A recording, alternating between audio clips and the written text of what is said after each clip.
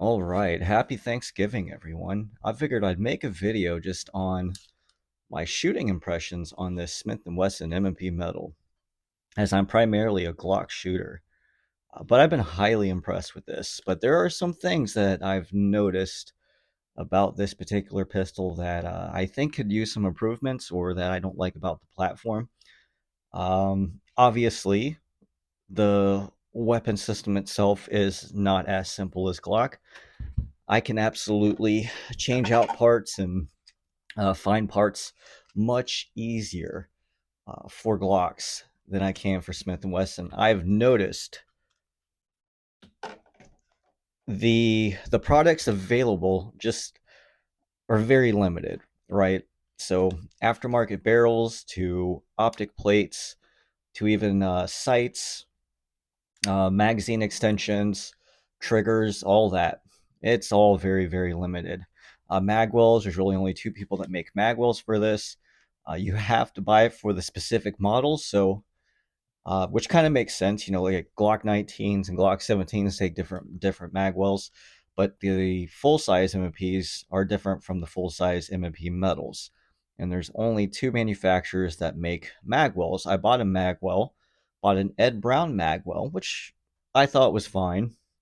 I would have kept it if Ed Brown made like +5 or +6 extensions for it, like Floyd's Customs does.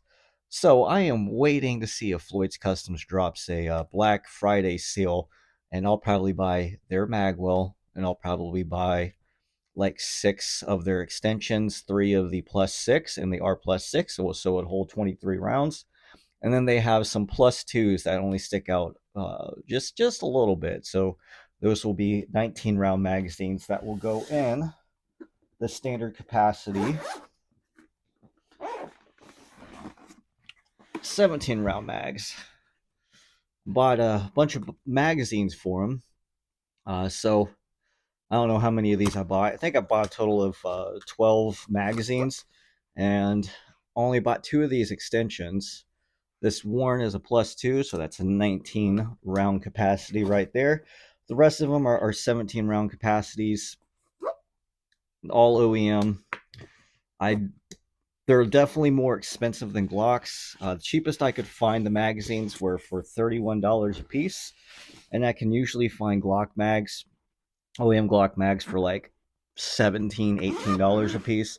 So you almost double the price. And then things like I said, optic plates. There's really only two optic plates that I found for the core series, and that is this calculated kinetics dog tag, which I really like. Speaking of the optic plate and stuff, this this optic plate, you can see you've got a little guard here, but it does not protrude past the window. It is actually the exact same height as the height of the RMR. So you would think that it kind of occludes the sight picture a little bit, but it does not. What I do like about it, and what I don't like about the M&P line, is this loaded chamber indicator. As the gases, when you're shooting, will blow gases basically straight up into your lens. Now, the calculated kinetics dog tag will protect the optic more than just running a straight optic. I've got a HoloSun SCS for this too, and I've noticed that the SCS gets pelted with a lot more gas, especially on the very top of the window, a lot more than this RMR with this calculated kinetics dog tag. Now, I've been so impressed with this pistol, I ended up buying a Smith & Wesson M&P Metal carry comp. It is yet to arrive at my FFL. I found a very good price on it. After, I think I picked it up for like $771. It was brand new. And then after like the $30 transfer, which includes the 4473, it's going to be about $800. So I thought that would be a good way to get into this platform. So I'll have two pistols roughly the same size, this M&P Metal, and then I'll get the M&P Metal Carry Comp, which has a OEM ported barrel and slide built into it. I really like the design of it. That's mainly why I bought it, and that I was so impressed with this particular pistol that I thought I would invest into the M&P platform a little bit to see if I can shoot the M&Ps better, the same, whatever as my Glocks, because I mainly shoot Glocks. I have like a VP9, a P30L. Like I've got a couple of wheel guns. I've got a couple of AREX pistols. I mean, I've got some other pistols, and I've bought a lot of pistols in the past, like a Beretta 92, CZ 75. I had an SP01. I owned a P10C for a very short period of time. I've owned FNXs. I had an FNX 45, FNX 45 Tactical, a 509. So I'm familiar with a lot of different pistols. Um, what I've noticed about aftermarket parts, though, is not only are they a lot harder to install. I bought 2 dog tags. I bought another dog tag for the M&P carry comp coming up. Here's my old dog tag for it. This Faxon, I wanted a threaded barrel on this, but it doesn't fit. It is the right model, and I had contacted Faxon, and they said they're going to send me out another one as soon as they make some more. They say they don't sell a lot of these, so they don't produce a lot of them. But Faxon said they're at least willing to help me out with it, but it does not fit what they said was wrong with it, because I showed them a video of. I'll just go ahead and show you guys how bad it is, because it'll only take a quick second. I try to make these videos relatively short for what they are, but I like to put in a lot of information on my experiences with this stuff.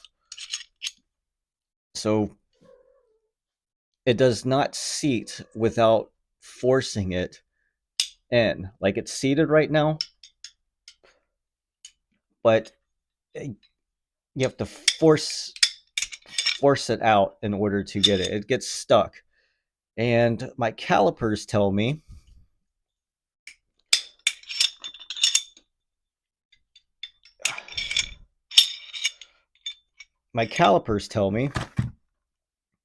that the barrel hood right here needs to be a little bit shorter. At least it is on the OEM. And where this loaded chamber indicator is, it needs to be a little shorter too. So it's longer by the loaded chamber indicator and longer on the barrel hood. But Faxon said they take care of me. But it is kind of frustrating buying a part and not having it work out of the box. This is my first experience with a drop-in barrel not working for any platform. So that's something I've noticed. Another thing I've noticed with the platform are the sights. Whereas, I don't know, out of the 14 Glocks that I own, they all have aftermarket sights in them. And I've been using a $30 sight pusher to install every single set of those sights. But it ended up buying these night vision, which these are really nice sights. Took them, couldn't get them out with my sight pusher.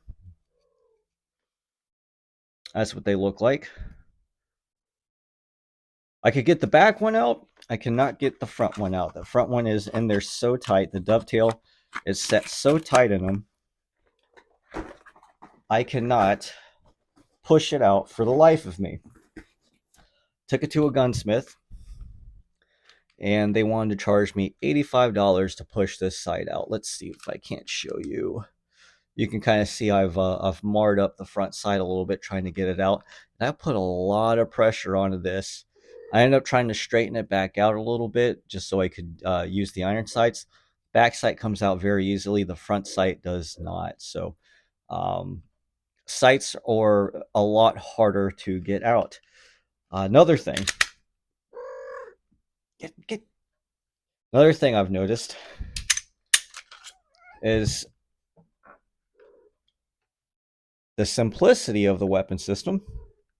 Like the trigger return spring right here it's a lot more complicated to push out these pins and stuff. Like maybe I'm just not familiar with the platform and stuff, but man, lining up this trigger return spring, the slide stop slide release, and the trigger shoe all in one, trying to get all those lined up was a pain in the ass. Because I ended up getting this Align Tactical thumb rest, and it wasn't hard to install, but it wasn't um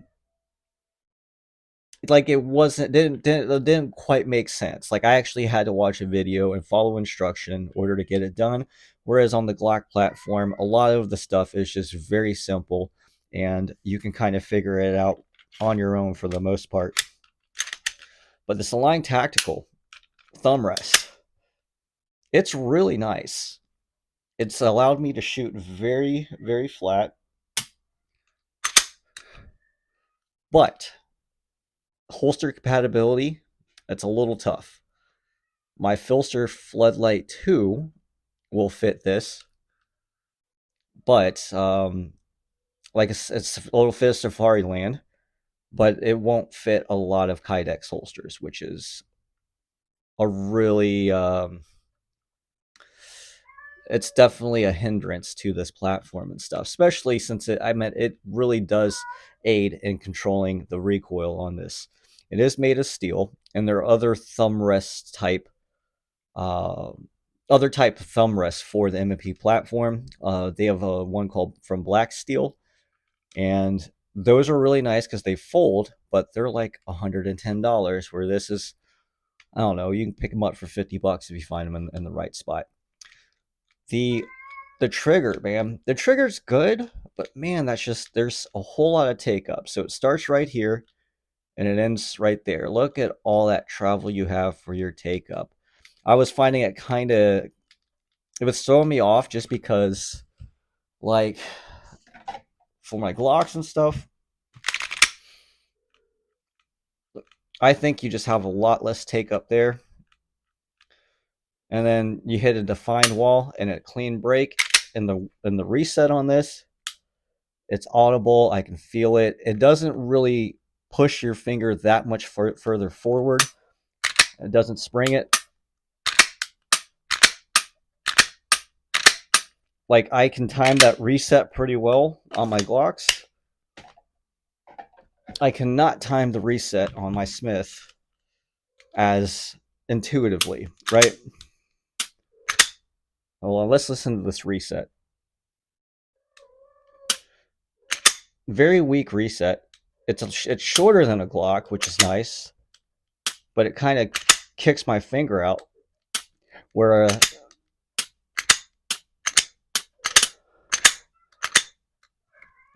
Glock reset does not. Maybe I just need to get used to the trigger, but I'm looking at Overwatch Precision and Apex. People seem to like Apex a lot better than Overwatch, but from what I've seen, they're roughly the same. They just take away the take up on your trigger pull, and the break and the reset are about the same. So it just basically eliminates the take up, which is what I'm looking for. Another thing I've noticed is this front strap.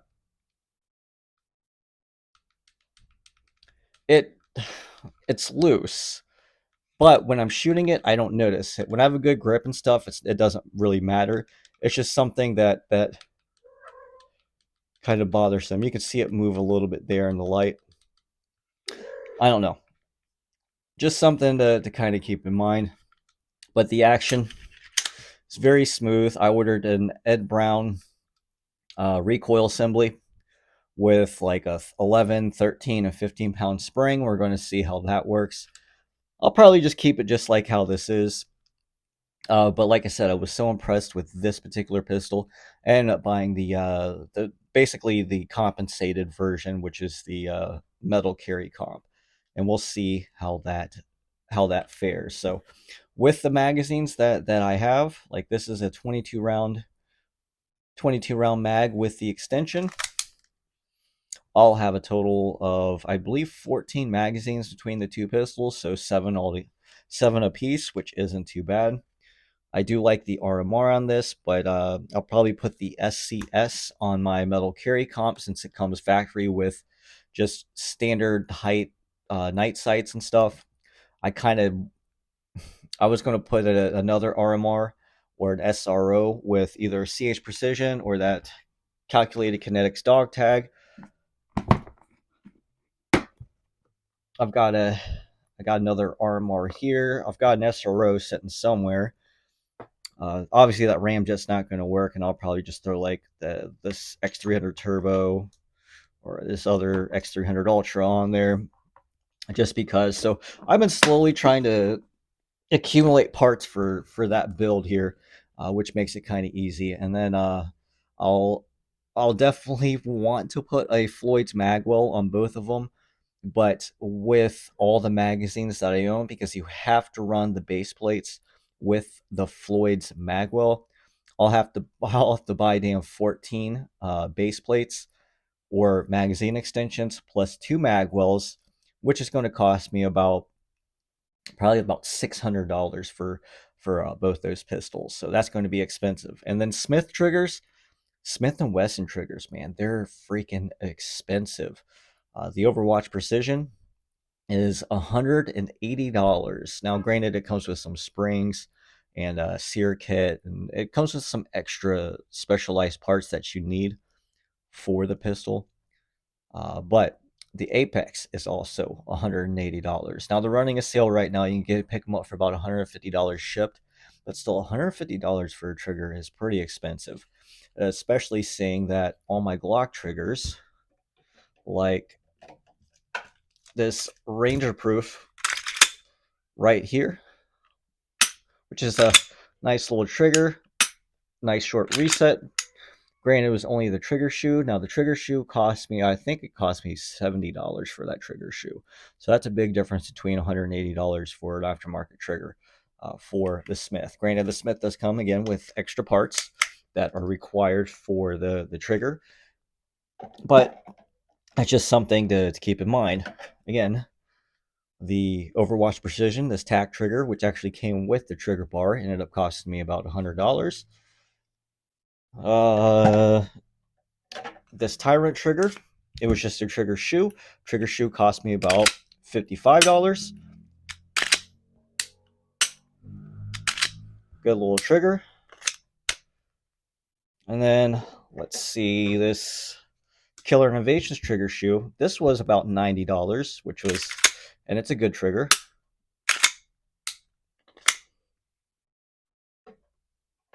Let me see. This is a Zev trigger. This Zev trigger cost me like $100.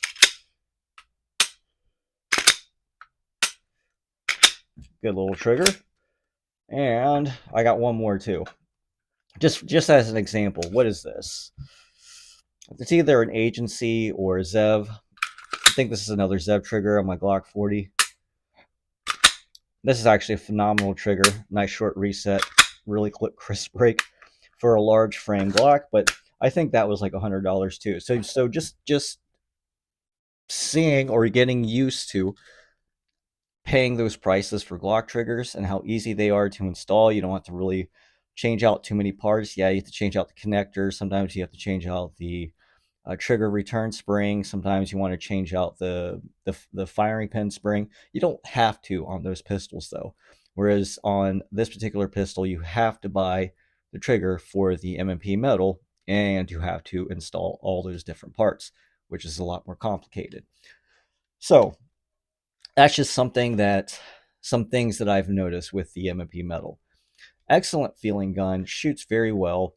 No malfunctions. I end up shooting a lot of different types of ammunition, from like 85 grain MHP to 108 grade MHP, 115 grain Federal Champion, 115 grain Remington UMC, a box of Spear Gold Dots, 147 grain G2s, and like a couple of boxes of these Federal HST 124 grain plus Ps, which is basically what I carry standard in this particular pistol. So I wish there were some more aftermarket parts for it, like just like the little small things, like a back plate that was a little more unique because I have different black back plates in all my Glocks.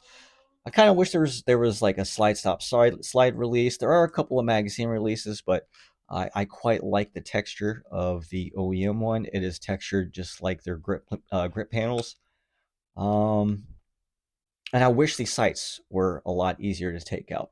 The loaded chamber indicator is garbage, right? And then I've had issues with the aftermarket barrel, right? And then their magwells, like Glock magwells, like that's an Overwatch Precision. I've got a Tyrant. I've got a SLR.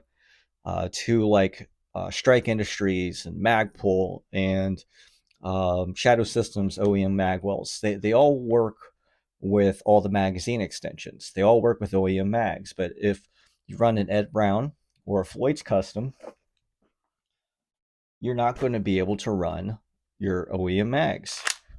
If you just want to run straight 17 round OEM mags, you cannot. But one thing I thought about doing is once I got the base plates and stuff, taking off this base plate, just outlining the design, at least the bottom design of that base plate, and just, I don't know, grinding the base plate to match, and maybe then you could run them. And it's not a big deal because these are plastic. It'd be easy to grind down and stuff, but that is kind of annoying. And you can see why that is because it kind of sticks out a little bit right there. It's kind of an interesting magazine design where you can't over insert, which is good. And it sits flush with your grip plug, which is also a tool, holds your back panel in too. Kind of wish this was metal, but the magwells come with a metal one of these, which is kind of nice. I don't know. Definitely an interesting platform. I think I'm going to buy an M&P compact, just a polymer frame, and run that for a little bit. So I'll buy like a total of 3 MMPs just to give them a fair shot. And I think it's a great platform. But I still like Glocks a little bit more. If Glock's made like a metal frame, where there's definitely features on the M&P I like better than Glock. It's a fantastic platform, fantastic feeling pistol. If this were my first pistol, I could see why people would stick with this platform. It's a very good platform. Magazines are good on it. They're just a little more pricey. I can almost get double the magazines for the same price. Not a whole lot of accessories for the M&P, which is kind of bad. I know there's people that do like a lot of slide works and porting, like Monsoon Tactical does their Lucky 7 ports. I think they do a chunk port too. Floyd's Custom does some slide work and some porting too, some like 3 different types of porting. So you do have options, but not like there are for Glocks. So anyway, that's my experience with the Smith & Wesson M&P Metal. And this is almost finished. A magwell, a couple magazine extensions, maybe an aftermarket trigger, and Mitch finally being able to change out these sights, and this bad boy will be done. Man, this is just such a quality feeling pistol when I shoot it. I love the feel of it. Couldn't be happier with it. And for $600, for $600, you're basically, that's cheaper than a Glock 19 MOS now. I have no idea what happened to Glocks, but Glock MOS systems, they're like $700 pistols. Whereas if you shop smart, you can find an M&P Metal for the same price. So I'm trying to decide whether or not I like the M&P Metal or a Glock 45 more. You can see they're about the same price, or same price. They're about the same price, about the same size slide, right? And you could say like the 17 size slide will probably be the same. They're about the same width. They're the same capacity.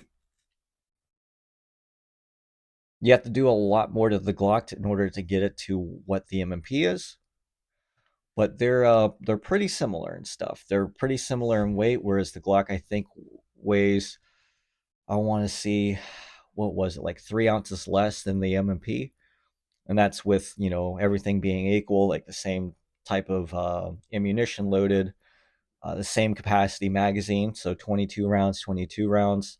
They obviously have different extensions. Both have X300s, both have RMRs. So they're pretty equal. Glock still weighs about 3 ounces less than the M&P. But would I rather have the Glock? Would I rather have the M&P? Can't really tell you yet. Just if I had to pick one right now, I'd rather have the Glock just because I'm better at overall with Glocks, putting them together, doing repairs on them, shooting them. I'm just better with Glock because I've have a lot more experience with them. If I would have put the time into the M&P platform, would I be better with M&P? Don't really know, but I'm giving it a fair shot. So if you guys have any questions, leave them in the comments below, and let me know what you guys think of the Smith & Wesson M&P line. I don't think it gets enough love, to be honest with you. And man, every time I look at this pistol, I'm just like, man, this is such a good looking, good feeling pistol. Much more than just like the stock Glock, where this is still basically looking OEM.